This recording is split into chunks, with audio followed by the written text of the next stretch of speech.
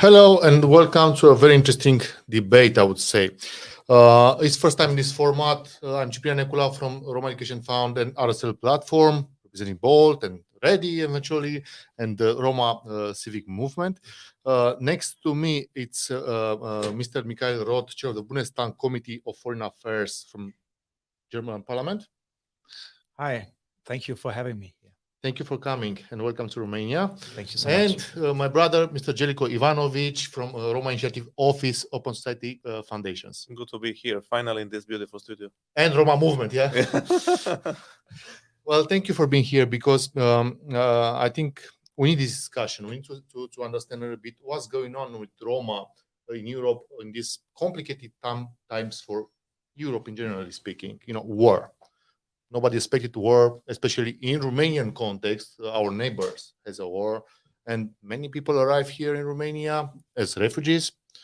Among them, many Roma facing serious issues as any other refugee, but especially Roma due to the stereotypes and the racism that dominates somehow our societies in relation to Roma. But I don't want to say myself everything here now. I would like to start with some basic questions about our current times and what's going on with Roma, Europe, where we go, where we're heading after this situation and after this period.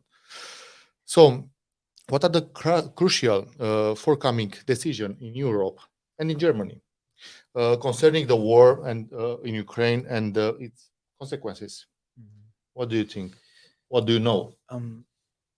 The Russian war against Ukraine is not just a tragedy for the people in Ukraine, it's a tragedy for all of us because Russia attacks not just the people in Ukraine, but also our common values. And it's a tragedy for many, many people and for the most vulnerable ones. And my impression is that Roma, as the biggest ethnic minority in Europe, are extremely under attack. Their living conditions are challenging in peaceful times, and they became more challenging in times of war. But this is a common obligation for all of us, not just for the people in the neighborhood of Ukraine. It's also an obligation for us in Germany to take responsibility for the refugees, to take responsibility to support and assist Ukraine in the best way with humanitarian aid, with weapons, with financial support. That's our obligation. And we are also obliged to treat the refugees in the best way. And it was extremely impressive for me today to come in touch for the very first time with Roma people who were fleeing from the Ukraine. But I very much hope that we are all sitting in one boat and that we can establish a strategy to help the people and to stop this war. Thank you, Michael. That's an important question. I hope that all our efforts will go into the same direction, as you say, in the same boat, so we can actually offer the best support of these people to include themselves in our societies, and then probably to think about returning one day. I just need to mention Oana Taba, senior officer of Council of Europe. It's also with us. It's online. Salut, Oana. Hello. Hi. Can you hear us? Yes, I can hear you. Thank you so much for the invitation. How the Council of Europe and you being there as a Roma working for Council of Europe sees that? I mean, what we could do, and what is the Roma situation that flee from the war in Ukraine? Unfortunately, what we see is that in times of crisis, Roma are not necessarily being treated as the rest of the people. Being one of the most vulnerable groups in Europe, they are being targeted by this crisis, and I think that this is being felt by the Roma population in an exacerbated manner.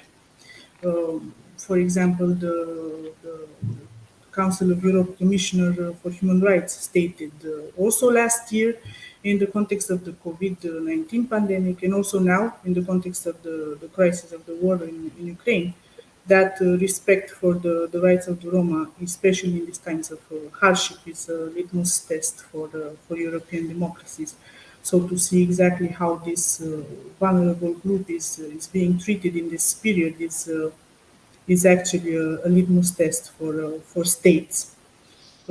Again, it was mentioned recently, exactly to be more precise, on the 8th of April, by the PACE General Rapporteur, by the Parliamentary Assembly of the Council of Europe, the General Rapporteur on Combating Racism and Intolerance, that they have been receiving reports regarding several border officials' refusal to allow Roma refugees who are fleeing the war in Ukraine either to leave the country or to enter neighboring states.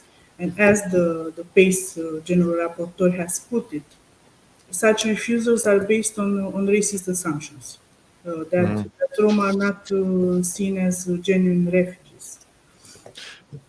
Thank you, Anna, for this point, and I would like to move to Zeljko, because that's a question. Shall we see Roma as more vulnerable, let's say, refugees than others, or as any other refugee treated in our countries and context? Romania, Right. Germany, France, whatever we got. You know, receiving them. I think many people say that what's happening in Ukraine, the Russian aggression against Ukraine, is the biggest armed conflict on the European continent after the Second World War. And the key word is biggest, but not the only. I come from Serbia, where we had another earlier conflict in 90s on European soil, was not as big as what's happening in Ukraine. But I think there are very important lessons to learn from the situation of Roma that left Kosovo. When Kosovo conflict was happening and when Kosovo claimed independence, the world was polarized whether they support Kosovo or they support Serbia. In a similar way as world is polarized today, whether they support Ukraine, whether they support Russia. So in that polarized situation, in the 90s and early 2000s, Kosovo Roma were the victims of the violence in Kosovo, and they ended up as internally displaced persons, as refugees, as asylum seekers in the worst possible conditions. They ended up under the bridges in hygienic settlements, and they ended up both within Kosovo and within the region in the conditions that were not the conditions for others who left Kosovo, primarily Serbs. So what happened over time, because the spotlight was not there on Roma, is that Kosovo Roma were forgotten. So when you had, after many years, the negotiations about the future of Kosovo, primarily between Kosovars and Serbs, mediated by various actors of the international community, the story of Roma was lost. Their property was lost. Their lives were lost. And those who migrated to Germany and other countries, they were returned once Kosovo was declared as safe. They were forcibly returned, but they don't have property. They don't have possibilities for reintegration. So they find legal and illegal channels to go back. So they ended up in a circle. So And I think confirming prejudices and stereotypes probably this way. exactly the situation of Kosovo Roma is my biggest fear that we will witness with the situation of Ukrainian Roma, because right now, as Michael said, we are supposed to be in the same boat, but reality might confirm that we are not, as we were not in the post-financial crisis after 2008, as we were not during COVID. We will probably not be now in Ukrainian crisis. So I think that we have to pay attention to the words of Michael when he says, this is about values. And this is another litmus test. And Oana said, is this really going to be another story if we, as advocates and activists and our friends like Michael and others, do we continue repeating Roma face different conditions, Roma face different fate, or the support for refugees will for their return or integration where they are will be structured differently?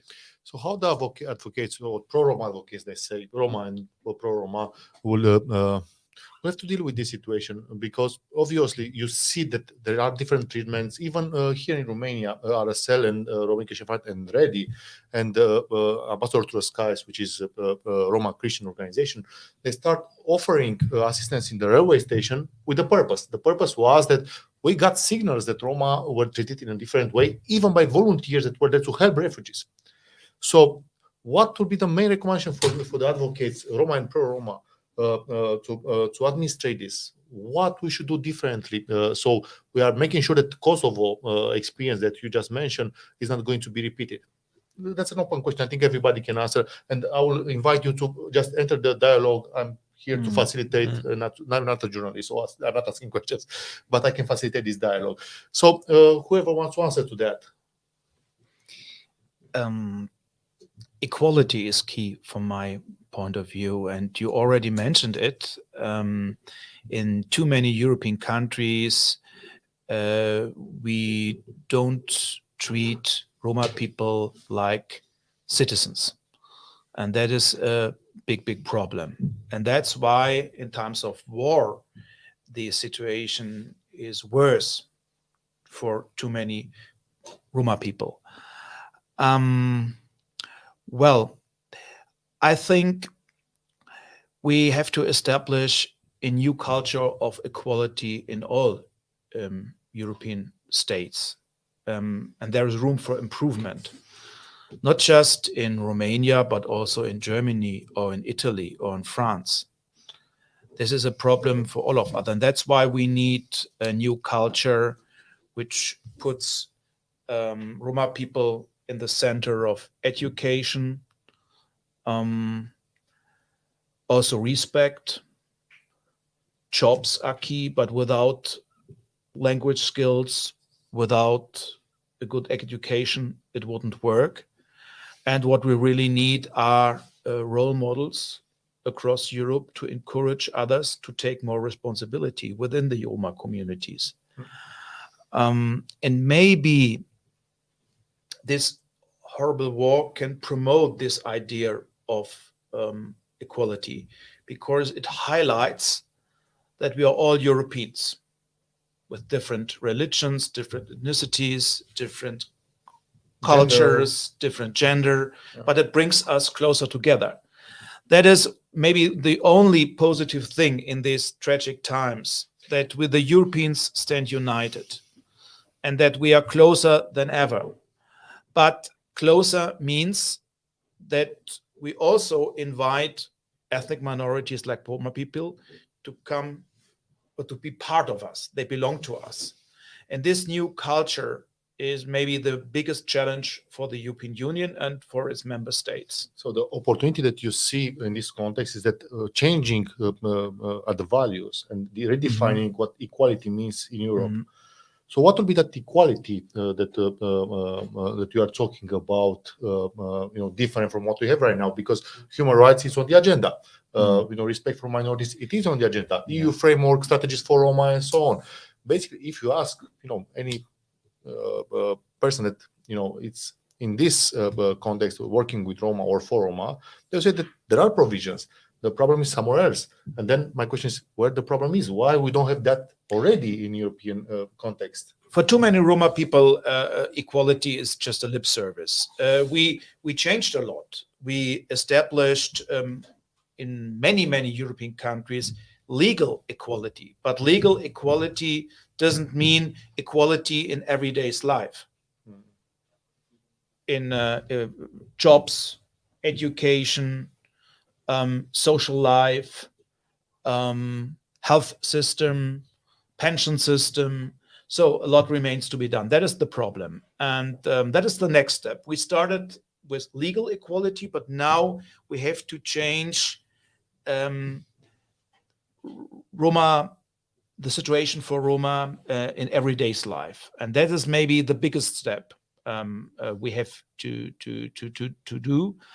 I'm grateful for the achievements, but without engaged Romas, without Roma NGOs, we would never have achieved these goals. But I'm not really happy with the current situation. I'm more ambitious, and I very much hope that under these quite challenging circumstances for all of us, we have to chance to establish this new culture of equality. But that means that we have to discuss it in all our societies. And that is my problem.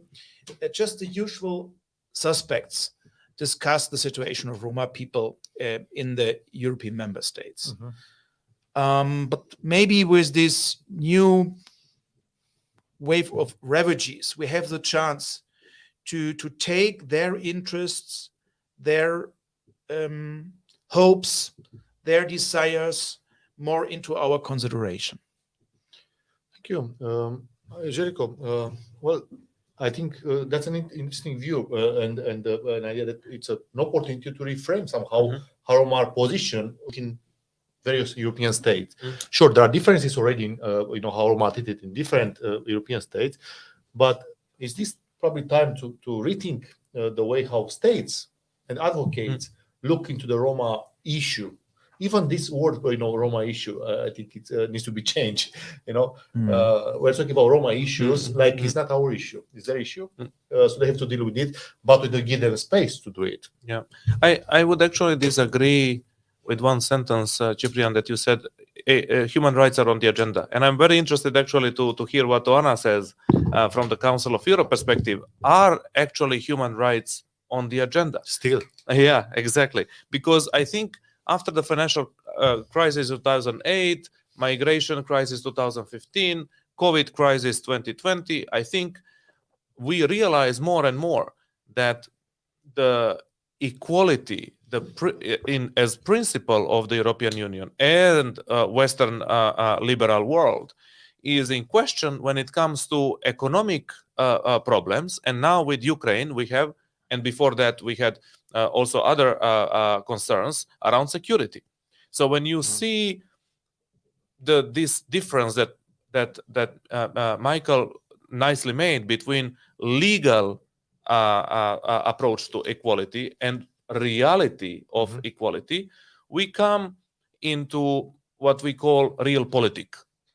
How we actually negotiate with those who don't, I wouldn't say they don't care. They do care about human rights, but this is not the prime concern. The prime concern is for countries to recover economically from the several waves of crisis, and also to stop the war and then treat the consequences of the war. I think when Michael speaks about equality, and as we as activists speak about equality, we need to put it in real political terms. And that means the following. We need to say to, let's say we are in Romania, to Romanian... We are in Romania right now. Right. Yeah. So we are in Romania. So let's say, how do we speak with politicians who are not interested necessarily in Roma, not necessarily interested in human rights as among the top priorities for the country? They're interested in saving the economic system and economic realities of Romania. We have to say that inequality costs. Romania lost 15 billion euros in the last 10 years because of the inequality of Roma. 15 billion euros. This is about the amount that Romania received from the EU funds. So basically what you received as a country, you lost because inequality of Roma. And this is because of the demographics of Roma in Romania, and Romania is the biggest country when it comes to the absolute number of Roma in Europe. This is the significance of Romania. Roma in Romania have about 2.5 or 3 times more young people than average Romanian population, which means that by 2050, which is in 25-30 years, Romania will lose about 30% of its population because of the aging, because of migration, and because of the low birth rates. So when you see what Romania lost in the last 10 years, you can only imagine what Romania will lose in the coming decades, only by Roma not facing the reality of inequality that Michael talked about. We have same rights in Romania. We have Roma national policies that were approved and adopted and adjusted several times in Romania, but still Romania lost 15 million euros. If Romania would implement what Michael called real equality, which means that Roma would face, for example, the same unemployment rate as Romanians, which is about 44%. It was in 2019. If Roma would face unemployment at the rate of 4% and not 70%, the income to Romanian budget every year would be 2 billion euros. And this is only if all Roma received minimum wage. If Roma would receive average salary, the income to Romanian government would be 5.6. So I do believe that we need to place our language of human rights and equality in real political terms in order to be able to convince, not Michael. Michael is our friend and support and has shown this so many times. But we need to speak with others who are not as convinced as Michael is. I would like to highlight another problem. In my opinion, when we are talking about Roma people, we were just talking about problems. And we never talk about Opportunities. Or that Roma people can enrich us. They can enrich our culture. They can enrich our societies. They can enrich our labor market. They can enrich our identity in diverse societies, because all countries across Europe are diverse and multi-ethnic, multi-religious, and multicultural societies. And that's an invitation to Roma to take more responsibility. But what we really need are a societal environment where Roma people can say, I'm proud to be a Roma. That is the problem. Speaking of that, we have now census in Romania, and we have a serious trouble speaking about numbers. Zeljko, in Romania, we estimate between 1 million and 1.2 million and 2 million Roma. Officially, just 600,000. Exactly. Yeah. Half, at least half Roma recognize themselves, if not more. So the problem stays in many, has many reasons and explanations. And I'm wondering what Oana would believe about this, first of all, but also about human rights agenda, and actually how this can be further used, or if it's any use in our, let's say, public agenda and advocacy. Oana, are you still there? Yes, I'm here. Please. At least on the agenda of the Council of Europe, democracy, human rights, rule of law are still on the agenda. At least on the agenda of the 46 member states that we still have. It's not on the agenda of Russia, of course. It's not. It ceased to be a member of the Council of Europe. But at least for the rest of these member states, human rights are still on the agenda. The question of how we frame it, of course, is very interesting topic that Zeljko has raised.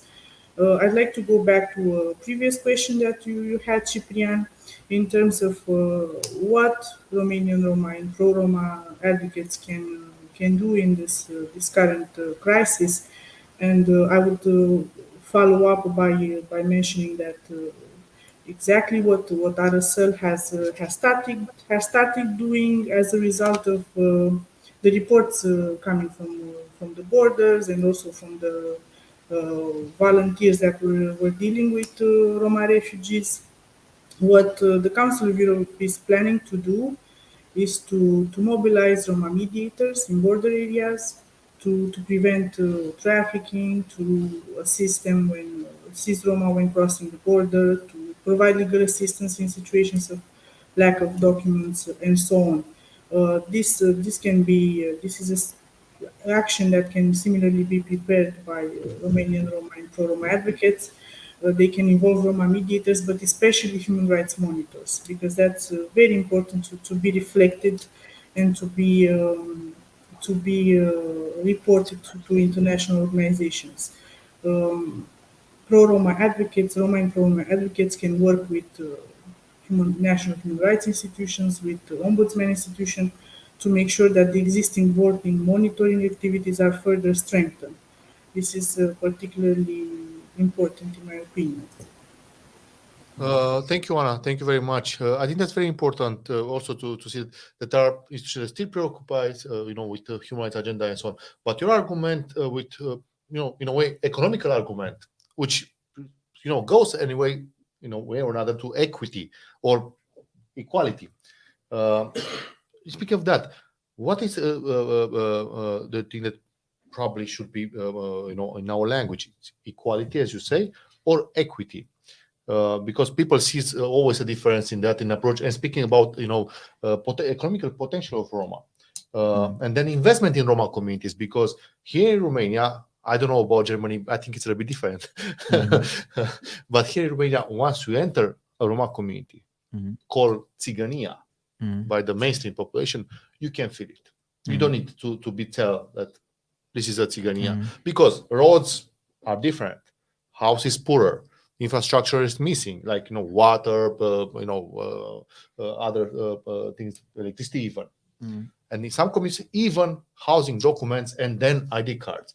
So with all this, dramatic social and economical situation, can we talk about equality?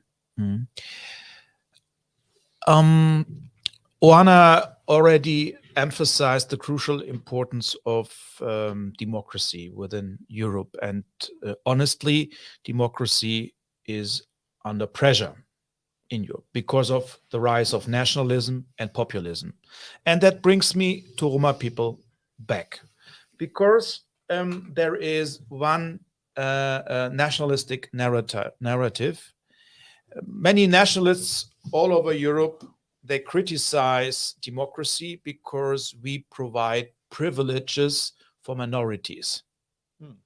And that's nonsense.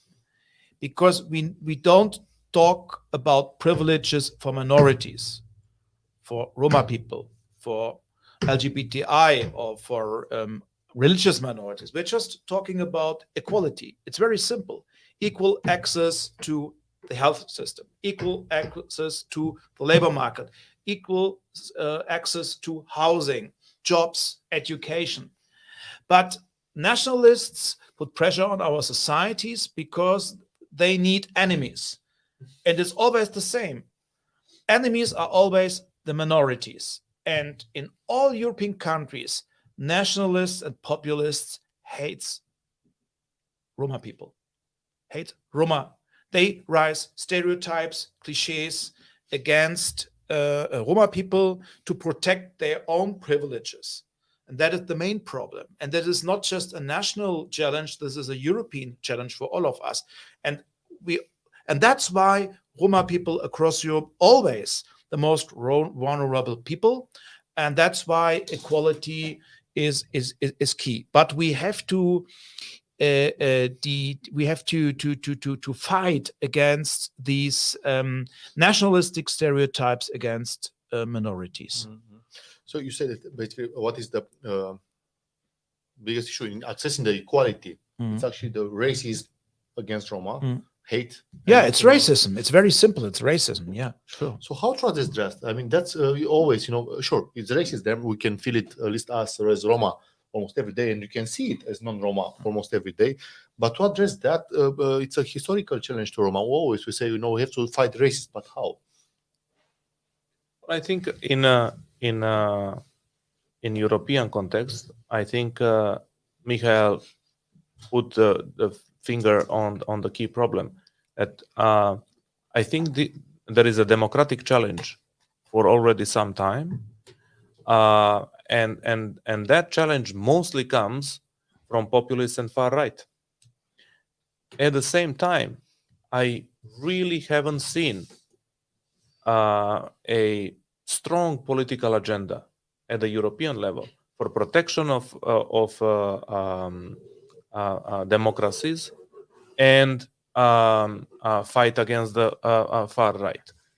When you see, for example, the challenges that have been put at the European level by Poland and Hungary, and how long it takes to address the deficiency of independent media, rule of law, free and fair elections.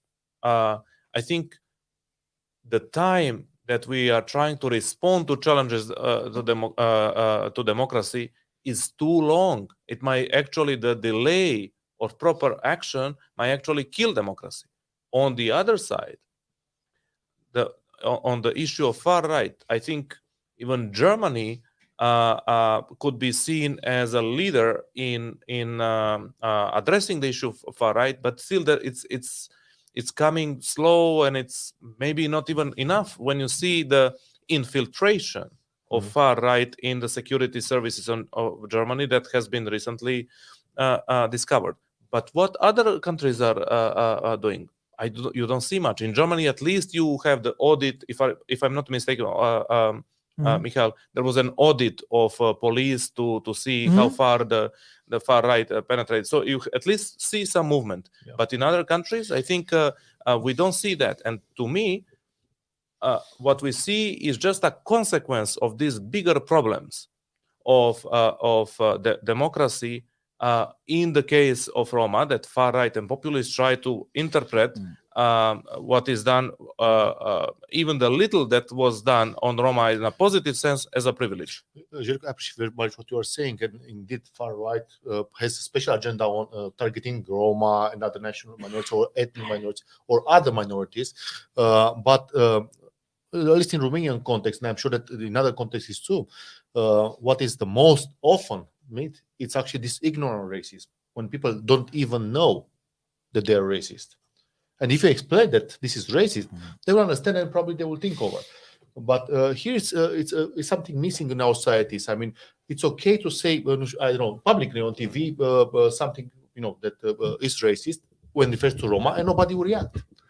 Actually, we just had a case with a main TV station here where it was a situation, and the journalist says, these people should go in India because they look like those guys. I mean, expel all the Roma because something happened and so on. And of course, then institutions reacted. But after we requested that, nobody otherwise would react. So probably pro-Roma advocates has to be more proactive also in this field to show also this ignorant. I call it ignorant because I don't find a better definition when where you're simply racist because the society is like that, and just accumulate those ideas and you promote them further. In Germany, we had a very controversial debate on using the Z word. Yeah, and I met many people who said to me, Michael, I don't understand. We always used the Z word in German. That is the name of this community. And I'm not a racist because I use this. And I said, okay, we have to listen to them. Listen to this community. Talk to them. The problem is that we are talking just about each other, but let's talk with each other to learn from each other. That is key for all of us. And Germany bears a special responsibility because decades ago in the Nazi era, we killed 500,000 Roma people. And we should learn our lessons from the past, but we did. And that is a problem for us. So what we also need is a culture of respect. And respect needs that we listen to each other. And if a community says it's a discrimination to use this word please call us Roma or call us Sinti. It should be simple to say, okay, I understand, because I respect your traditions, I respect your culture, I respect your sensitivity. And there's a huge lack, and we have to bridge this gap also in Germany and in many other countries. But this means that Roma has a voice, and Yeah. a voice that they are also listened, because probably how this common people, let's say, that they have that political attention, so they will learn about it. That means that Roma should have a place to have this voice. Yeah, but we don't have voices in Germany, in the German parliament, in media, in culture, in economy. We don't have visible and vocal Roma people. That's our problem. That's why I was talking about role models across Europe. We need persons to highlight that Roma people belong to us. They enrich our societies, and they take responsibility in politics, in business, in media, in culture, and so on. That's very interesting, because indeed, that's probably what is missing in all this context. We're talking about Roma strategies for Roma. They were talking about, first of all, it was how is called inclusion, and before that was Integration. Yeah. Integration. There are policies like integration, inclusion. Before that was assimilation. Before that was extermination. Before that was emancipation. Always policy names given by others to Roma or for Roma. But Roma engagement in that always was, rather to illustrate the idea that they consulted, they, not really a voice. And that's probably, Zeljko, Roma responsibility and not governments or our society. Yes and no, because when Michael says we should avoid use of certain words have meaning, and that meaning is how people act upon those words. So in 1971, and we just celebrated the International Day of Roma, in 1971, the first intention of the Roma voices and leaders that gathered in 71 was to redefine in our own terms who we are. Because the words have meaning, that we are not gypsies, that we are Roma. Because gypsy always have negative connotation. If somebody wants to disrespect you, they will use that word. So that is also, I think, transmitted in the domain of politics. That if political parties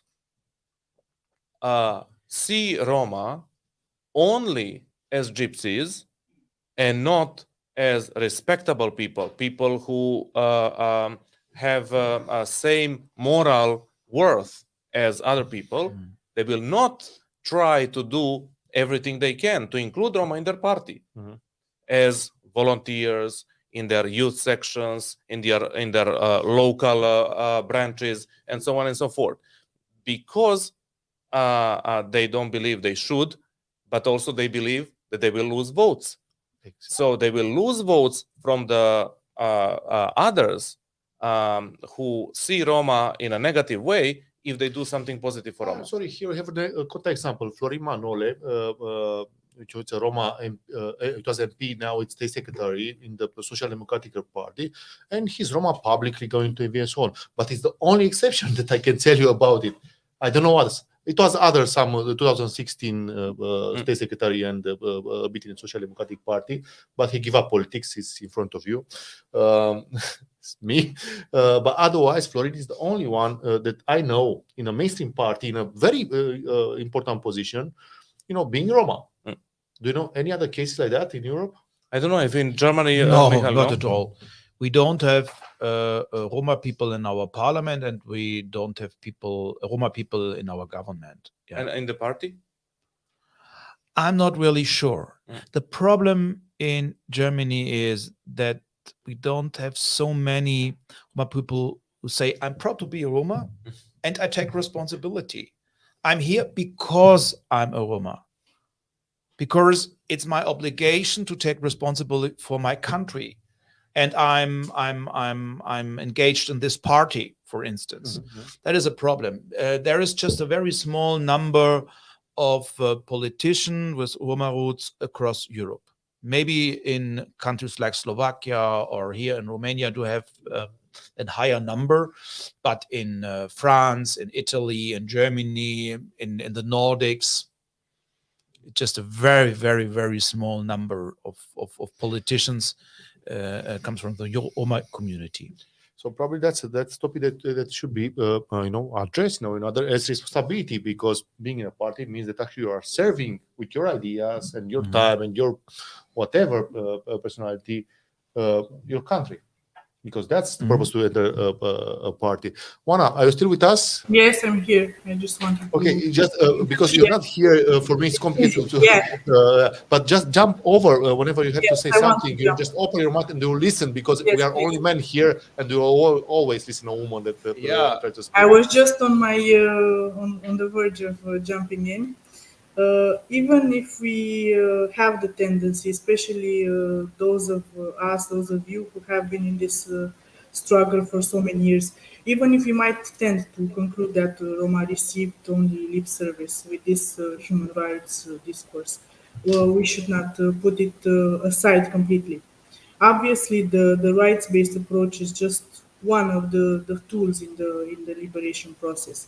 Uh, but as is the case in most of the economically deprived communities, the employment, housing, education, health problems, which are extremely overwhelming, must be addressed one by one and in their complex interrelationship. But with racism, with discrimination being omnipresent in all of these aspects, in my opinion, human rights protection should continue being the foundation of all the other measures. And as Zeljko has put it, words have meaning. When everyone will understand that and accept that we are Roma and not Gypsy, that would be a clear indication that we achieved the milestone in our struggle. It's a slow process. It's not easy to fight racism, and it's not an objective as many others that can be ticked, marked as achieved in a limited period of time. Anti-racist movement must be strengthened, needs strengthening, and I totally agree that it can be reinforced with the economic argument and also with access to power, because you were speaking about Roma politicians. Okay, thank you, Oana. Quickly, we'll go with a round, so we'll close soon. I just wanted to add something that it seems to me transpires from this just last round of comments. It seems to me that for 30 years, we have been trying to convince European Union and national governments to devote special attention to Roma because of the consequences of racism. And perhaps we omitted, or we haven't done enough to try to convince political parties and their internal functioning, their internal structures on this, because the political parties are the fundaments of political life in any society. And probably this was because we, as usually, civil society tries to stay away from partisan politics and stayed away from political parties. Political parties have different incentives and different attitude towards how much they can do and how much Roma can do within the context of political parties. And that's maybe something that we have to do much more in the future. That's very nice put it, but also I think what Roma themselves promoted for a long time, and not only Roma, but also governments. If you look to the Romanian position in 70s during the communism, Roma is not a political issue, was never a political issue, but it's a social issue. So I think here's the one of the biggest problem concerning Roma problem, whatever issue, Roma situation, just a social one. We do have Roma well integrated, whatever integration means, wealthy, but still facing a lot of issues just because they're Roma. So And Roma are not just victims. That is the problem, especially in my country. we should be sorry. a little bit closer to Mike. Sorry. Yeah. I don't want to interrupt you, but Roma are much more than victims. In my country, there is a special and sometimes a bit weird discussion, because for sure, Roma people were victims, but now they are proud people, citizens of my country, and they have to take more responsibility. And that's why we need a more positive environment for Roma people to take responsibility. But I would like to conclude with another, maybe negative example. The new government in Germany, we established a new position in our government, a special envoy for against anti-Ziganism and for more Roma inclusion. I was really, really happy about the new position, because it highlights that we take this problem, racism against Roma people, extremely serious. But I expected that a representative of the Roma community himself or herself takes the responsibility, take the new post. But that was not the case. So a very engaged... Why that? Because they were not interested, or they couldn't? I don't know. I was a bit disappointed, but this is an engaged person. This is a very committed person. He is very much active in human rights. But I hope that we could send a positive signal to the Roma community to invite them to take more responsibility in the government with a special envoy. This is just the first step. Maybe the second or the third or the fourth step in the near future should be that the culture minister or editor-in-chief is a Roma, is a representative of the Roma community, or a CEO in a big company is a Roma. That would be an ideal world, but we are far away from such an ideal world. Well, thank you very much. Hopefully we'll leave the times for other ideal world. One last thing, and we really finish this time. What Romania and Romanian politicians and political parties can learn from other EU or Germany even in relation to Roma? I'm saying that because for sure we have a newer democracy than yours, and I'm pretty sure that there are some things that probably because of this young construct we need to still assimilate and interiorize in relation to Roma dimension, of course. I think the population here in Romania is much younger than the population in Germany. And in Romania, Roma people are more visible and more vocal than in Germany. Maybe that's why also countries of transition can be a role model for established countries like Germany, who founded the United Europe decades ago. The Romanians should be proud and should be self-confidence is key, and also self-confidence for the Roma community. Thank you. Thank you. Thank you, Zeljko. Thank you, Michael. Thank you, Oana.